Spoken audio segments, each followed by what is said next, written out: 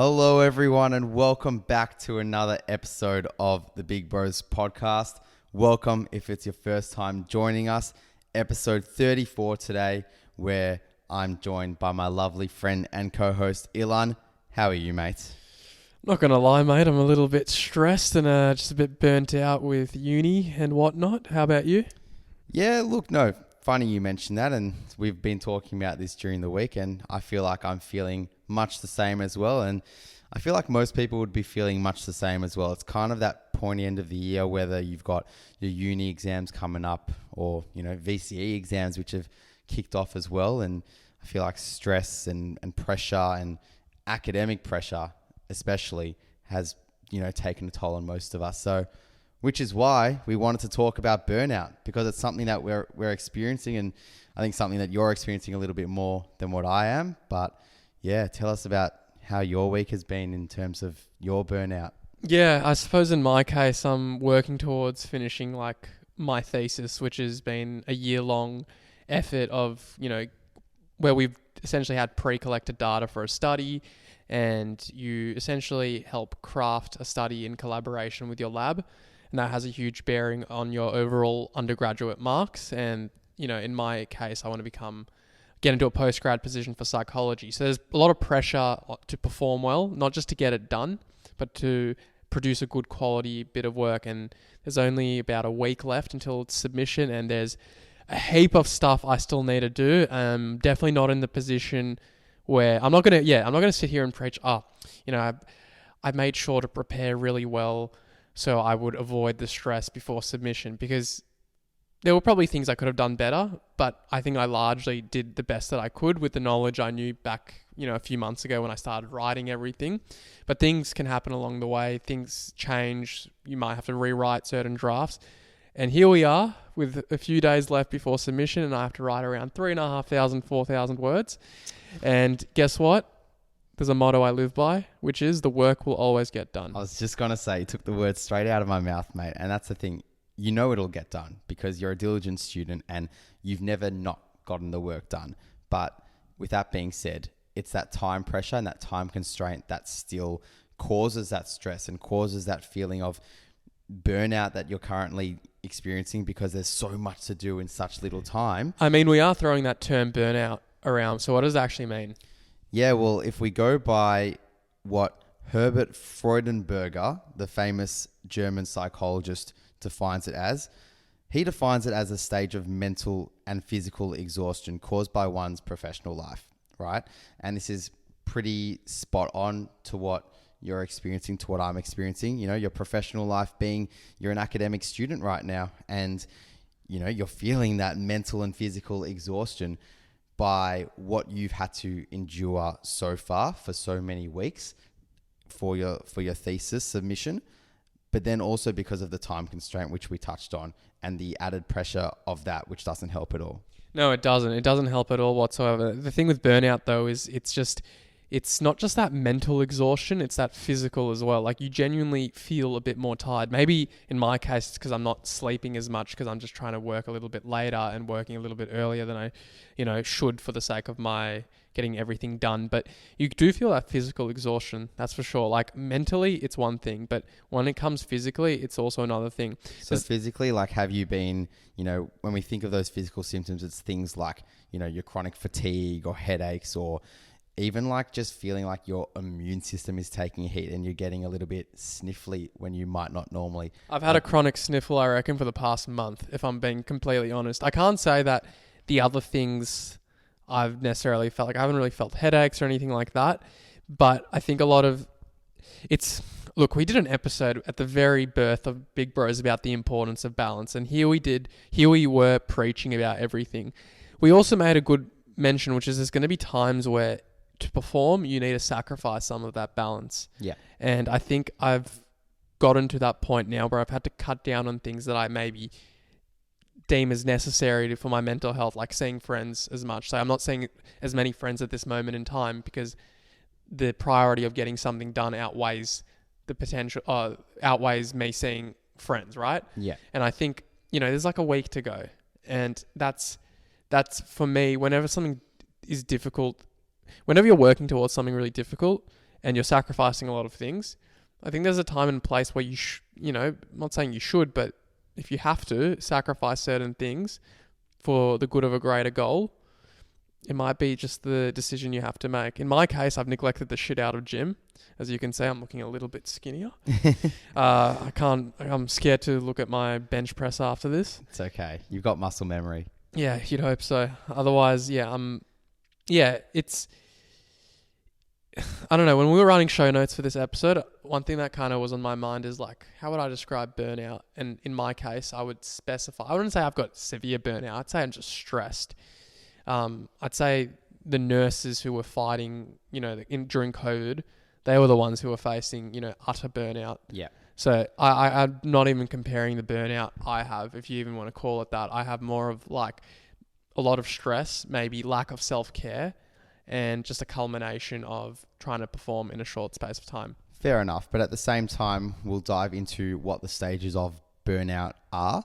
And there are 12 stages of burnout as mentioned and as created by Freudenberger, who we just mentioned before. And yeah, those final stages of burnout would be quite severe.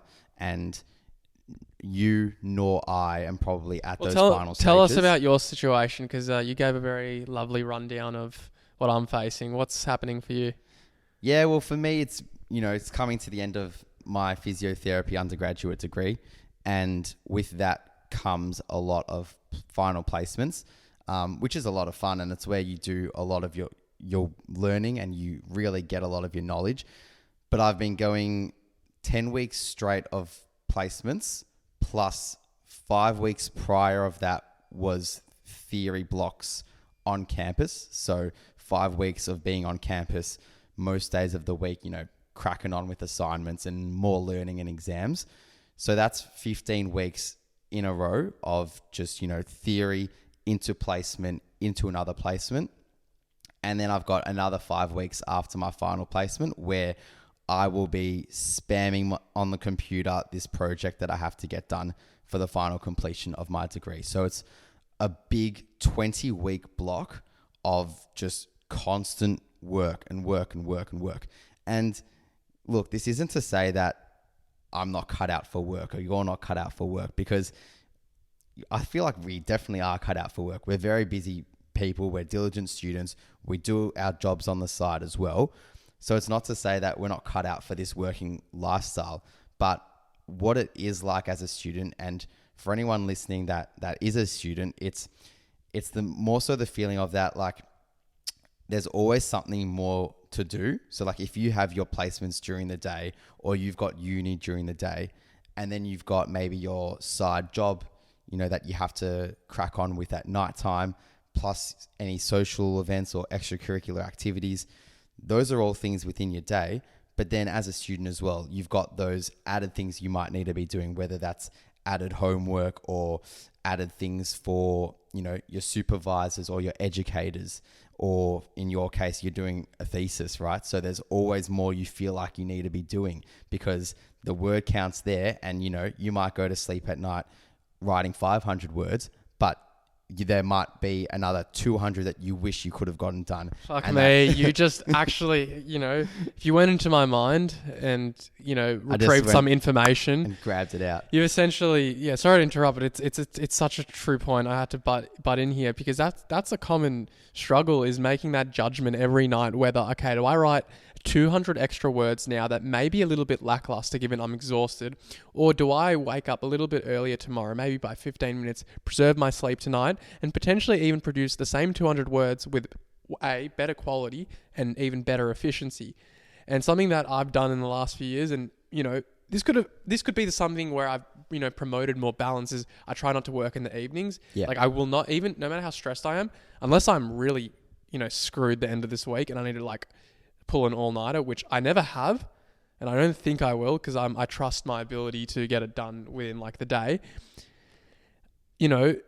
I'm very much of the belief that you try and sign off when you can. Yeah. So sign off so you get your sleep. I'm biggest hypocrite right now, but I'm still averaging above 6.5 hours of sleep. And that's better than you getting 3 or 4 a night or doing your all-nighters a night, and sleep is that most important thing. And believe me, I know. Yeah. And quite literally. Why so? Yeah, just not important. Just I know. Anyways, yeah, but it is the most important thing, right? And it's important because it'll probably alleviate those feelings of weakened immune systems and sickness. And, you said you've been battling that sniffle. And, at times I've felt like I've been battling a sniffle as well. But, when the sleep takes a backseat, that's when it can develop into something stronger and more severe.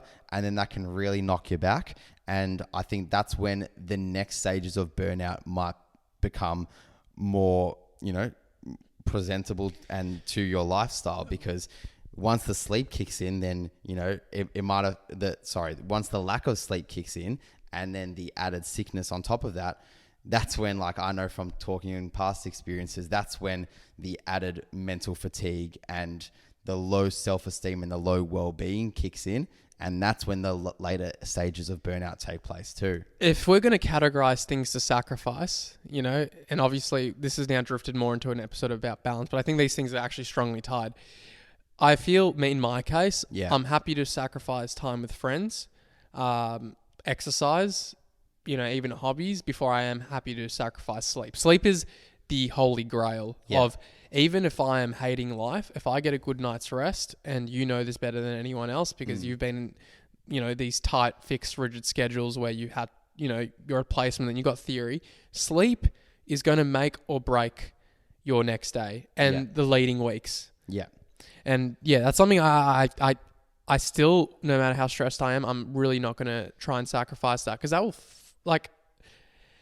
some people are really robust. Say it, mate. It'll fuck you up. It'll fuck you up. And I think some people are really okay with that, with little sleep, albeit it's not good for you. Subjectively, you might feel fine, but objectively, it has a whole myriad of, consequences. But if you can at least maintain your sleep, give yourself credit for that. Because that's real. I remember in my first year of uni, I would sacrifice sleep. I never pulled an all-nighter, but I would, I'd stay up quite late. Even now, I will make sure that I reckon if I was staying up to like 2, 3 in the morning, we're going to go through the 12 stages of burnout shortly, but I reckon I'd be at that latter end. Yeah, exactly right. And, you mentioned that sacrificing exercise and friendships are probably the two things that time with friends. I still have all my friends. Yeah. I don't want anyone thinking that anyone's cut me out of their life. Well, but, I was going to say, I feel like, you might be being a bit hard on yourself because, a lot of us have still managed to catch up and see each other. And I think that's the beauty of our friendship group again, which we so often talk about, and why we're so grateful is because, this is just a time period where we might not be seeing each other as much. It's not to say we're not seeing each other at all, because we're all still seeing our friendship group and seeing all of our mates and keeping up to date. But the beauty of our friendship group is knowing that shit gets busy, and this is one of those times where shit's getting real busy. And if that means not going on your nightly walks or your daily coffees or whatever it might be, so be it. It's not personal. It doesn't mean that, you don't want to see anyone. It's simply an understanding of what's going on in each other's lives. And we're so lucky to have that, which we so often talk about. So yeah, mate, don't be too hard on yourself, because you have been a great friend. And likewise, man, you're a good friend as well. You're a good friend. So yeah, but definitely I think those would be the two things to take a back step, because the understanding of them really makes you, pardon the pun, but sleep at night, right? Versus sleep, which doesn't make you sleep at night, because, if you lose that, then everything else goes out the window and shit hits the fan essentially. So moving on, after talking about symptoms for a while, but great to talk about, because I feel like I've already felt better for myself for talking that out with you. And I'm sure you do the same. But I mean, that's the whole thing, is I don't feel alone here. It's so easy to compare yourself against others. Maybe if you're in an academic context, you're probably thinking, all those other students who started early on this aren't, burnt out. That might not be the case. They could have started early on something. They could have just been burnt out regardless. Their stress threshold might be almost less than yours. Yeah. You just don't know. And everyone experiences burnout in unique ways, but still the symptoms tend to be common, more or less. Yeah, exactly. And especially those first few stages of burnout where the symptoms might be common, right? Which I'll read out now. So according... What we should do, you read them out, and then we ask each other if we're at that level or not, and see the cutoff. I like it. Alrighty, so let's do it. So this is Freudenberger's 12 stages of burnout, and stage 1 being you feel there is a strong need to prove yourself. Okay. I think for me, that goes without saying for any assignment, any placement, anything where I'm in an environment where, you're meeting people for the first time and you want to make a good impression. I would say making a good impression counts as trying to prove yourself, trying to prove that you're a diligent student, trying to prove that you want to make the most of the situation. Yeah, I completely agree. That's unequivocally true in my case. I want to do well in my thesis, not just, for my own sake, but I want to, it's almost just like with the lab I was working in, it's obviously the mark affects me a lot, but for them, it's almost like a representation of how I've worked under them. So 100%. Yeah, great. So stage 1, feel like we've ticked off, but I don't really feel like that's a bad thing. I feel like that's a necessity for whatever it is you want to do. I think that's just common. Great. So stage 2 is you keep working harder and harder to achieve this. So I guess to achieve what task it is, or to achieve, I guess, the need to prove yourself or make that first impression. For me personally, I would say, I'd say I push myself as much as I can. So I'm giving myself a tick for that. I'd give myself a tick for that as well. I think we mentioned earlier, just little social sacrifices and other things. Yeah. Stage 3, you begin to neglect your own needs more. Yeah, 100%. As I said, exercise, maybe falling back on a healthier diet because you look at things that are consistent because it takes so much time to cook something nutritional. Yep. Alrighty. Stage 4 is you are conflicted and blame others or the situation. Like when you're stressed, it's easy to try and find, I'm blaming myself more than anything. This is no one else's. I try to take extreme responsibility for this. I think you can count that. I think you can put yourself as blame in that situation. Yeah. It's talking about blaming others or blaming the situation. So I feel like that's kind of taking like a victim mindset, being like, why is this happening to me? Why am I so stressed? Why is this so difficult? Of course, I've only got 1 week left until submission. I feel like that would be the mindset of stage 4. But it's also the worst thing to do. Like in my case, I think at least something I've done a good job of is just saying, okay, I'm in this position now. We got to be best friends for the next week. Me and my, that little noggin of mine. Yeah. So we're in this situation. Let's deal with it and do what you got to do. Fair enough. Yeah, I think for me personally, I don't feel like I'm blaming a situation or blaming anyone. I would feel like, I'm kind of in that same mental space as you, just the feeling of that added stress and anxiety about what, I'm currently going through. But all I'm doing is essentially just blaming myself when things aren't going well, or when things aren't taking place in the way that I would want them to take place. Being like maybe my extracurricular activities, which brings me to stage 5, where it's you change your values to focus on work more. If you would have asked me this maybe like 2-3 months ago, I'd say yes, because I was, a huge proponent of balance but I feel like we've been fairly consistent with it, which is like back in our first few weeks, we said there might be times where you need to sacrifice things, sacrifice the things that make up, a work-life balance in pursuit of a goal, and I don't think I've changed that value. That value's been pretty consistent with me. Yeah. And look, I think that's, I guess, a credit to the bloke you are. And mate, pumping up my tires. It's a free therapy session. It's true. I think that's, not to boost our egos or anything, but I think that is a credit to the people we, I guess, want to be or are trying to become. It's to, I guess, know what our values are and to stick by them, whether it is times of ease and happiness or whether it's times where we're presented, with challenge and more difficulty, which is maybe a time for us now. So stage 5, I don't feel like we can say that we're doing that. Feel like we're pretty well in touch with our values. Mm-hmm. Stage 6 is when you deny the problems that arise due to work stress. No, I'm pretty fucking well aware what's going on right now. Move on. Yeah. No, I agree. I think stage 6, we're not at that level. And again, I think that links back to us being well aware of our emotions and in tune with our emotions. Stage 7 is when you withdraw from social life and your family as well.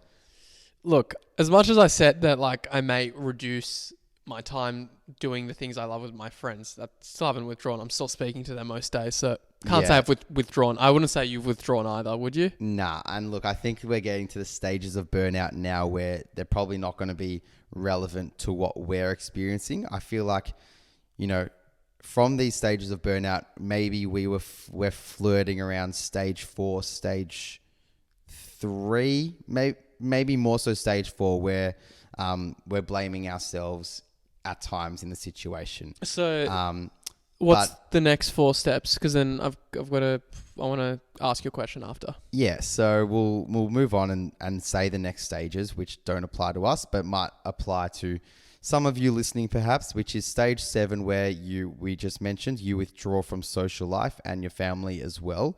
Stage 8 of burnout being your behavior changes, which upsets your loved ones. Stage 9, depersonalization happens, which is when you don't feel like yourself. Stage 10 is when you feel empty and numb, and in turn, substance abuse can take place. Stage 11, you feel depressed, lost, and completely exhausted. And stage 12, the final stage of burnout, according to Freudenberger, is when you mentally and physically collapse, and that's classed as full burnout. So, this raises the question that what we're feeling now may not be burnout, because those are some bloody extreme characterizations or symptoms, especially those latter stages. As I said at the start, I reckon what you and I are feeling is just stress, and stress is something that's going to stay with us for the rest of our lives. And something I've thought about is, when in these moments, it's good to remind yourself that stress on its own is not bad, but it's your relationship with it. Would you agree? 100%. And I think that's really nice that we've read those stages out to kind of clarify and give clarity rather to our minds of what we are feeling. Like, how good does that feel now that we've sat back and we've read through those stages and we can actually sit here and say, you know what, maybe we're not burnt out, because burnout sounds pretty severe. Whilst we do feel like we categorize ourselves in those first 3 to 4 stages, perhaps, maybe that's a really positive factor from the situation that, we can say we feel like we're in stage 3 to 4 of burnout, because that'll then allow us to not get to that next stage. It's almost like telling us, okay, we're on a trajectory that if we don't correct it, can lead down that path. But I think the fact that you and I, at least somewhat self-aware of this, is really, really important. But, it's funny, because anytime you search something up on the internet, as we did trying to find the stages, like, if you search up on the internet, oh, why does my leg hurt? you will come out of it thinking you're dying in the next 10 minutes. So that's really refreshing. But the other point I wanted to make is, if there is anyone actually listening to that and they're feeling as though they're at that point, don't hesitate to get help, or to take a rest, to take a break, to speak to someone about it, to a professional, because feeling like that, you don't have to. You don't have to get to that point. No matter what is stressing you out in life, albeit it's coming from 2 23-year-olds who don't have a family yet, who maybe have not, experienced the full rigors of life. But I would struggle to believe that anyone else would disagree with the sentiment that you shouldn't let yourself get to the point of burnout, no matter what the reason is. Exactly. And I feel like, maybe it might be prevalent if you're maybe perhaps starting a full-time job for the first time, or you are a student and it's your first time experiencing heightened exam situations, and you feel like there's that added pressure to prove yourself and to make a point. And then you if you go down those stages of burnout, which we just spoke about, and you feel like maybe you are losing touch of who you are and losing touch of your values, and pushing other people away, and making excuses for yourself, and rather putting blame onto others. If you feel like those are characteristics that you might be experiencing, honestly, firstly, I want to congratulate you, because you've taken the time to reflect on the situation and actually realize, you know what? I actually might be doing some of these things, and I might be a little bit out of touch of what my values are and what I want to do. And maybe I am pushing a few people away, but, it's unintentional. And of course it's unintentional. And, that's that's the beauty of reflection, is that, you're able to pick up on what you are currently experiencing, and and then you'll also come to realize that there'll be people around you, and whether it's family, whether it's friends, or even us, and you've never spoken to us, and you'll be able to reach out to those people, and they'll be able to say, thanks for talking to me about it, because ultimately they'll want to help you get through it, and no one's going to put the blame on you for, maybe those behavioral changes that you might have been experiencing. Rather, people are just going to be there to help you get through it. It's going to sound hypocritical because before I mentioned that sometimes you have to make the sacrifice, your mental health needs to take a sacrifice. I might modify that. I don't think your mental health needs to take a sacrifice per se, but some of the things that you enjoy in the pursuit of a goal requires more discipline, which means you cut out the things that would preserve, or supplement your happiness. When it gets to the point though of burnout and you're physically and emotionally just destroyed, you draw the line there, because as I've been a huge proponent of, nothing should ever come at the cost of your physical health. You can get special considerations at uni for an assignment or something when you feel like you're at that point. So there's systems in place, albeit it might be a bit of a hassle getting some sort of doctor's note or a health professional's consent or kind of documentation.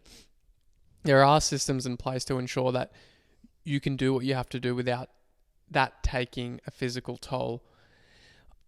Yes and no, actually, in fairness, when you look at certain occupations like nursing and even very high demand corporate jobs. But if you can invest in yourself more than you do trying to please someone else for the sake of a job or an assignment, your health comes at number one. Yeah, exactly. And I think that's, probably the first solution, that being, if you are experiencing burnout or stages of burnout that are, getting towards the moderate, creeping towards maybe even the severe end, talk to someone, whether that is a friend, a family member, or someone external like a mentor or a role model that you feel you can go to. Talk to someone as a solution.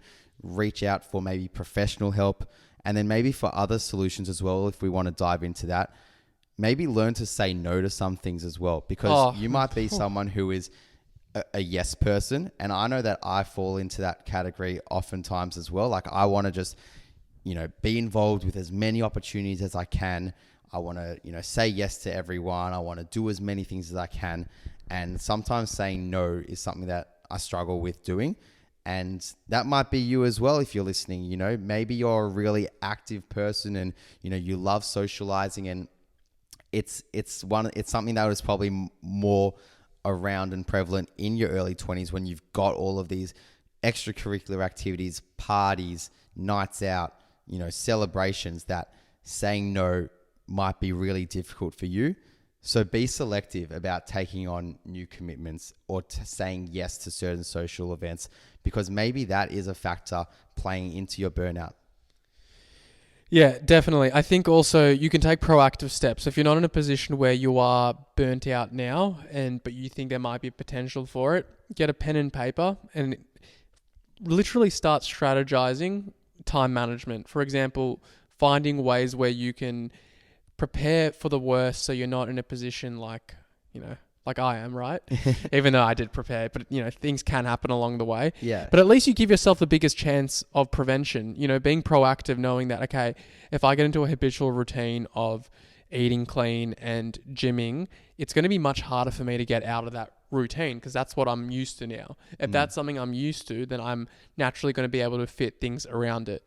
And I think maybe in my own case, I was somewhat consistent with those things, but with enough negligence, those sort of things went out the window.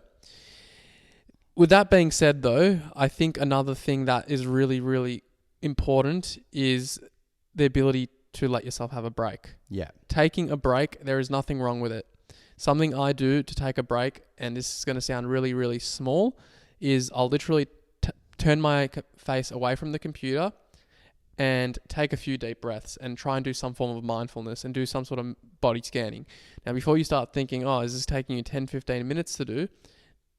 This is more or less a 2-minute exercise where I'm pretty much doing a body scan exercise. Like, I'll close my eyes, I'll make sure my posture's straight, and just feel almost like the sensations of my feet, my legs, the clothing on my skin.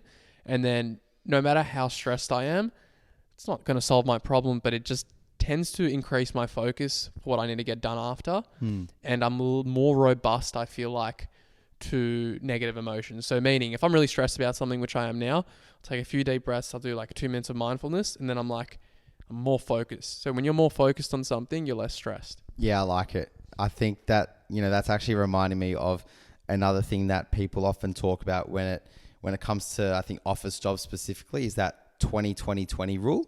The 20-20-20 rule meaning every 20 minutes, look away at something 20 meters in the distance or to the side of you for 20 seconds.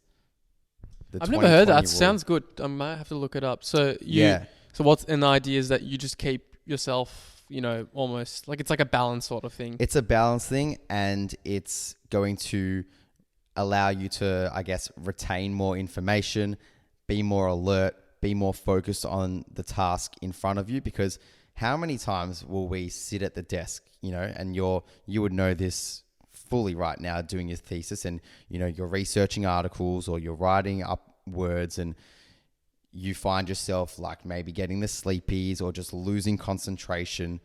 And yeah, it happens all the time. Happens to me all the time, right? So if you implement the 20-20-20 rule, you know that every 20 minutes you get to look away for a little bit, right? So you get to look away at something for 20 seconds, take a little bit of more time if you want, of course. Take as much time as you need.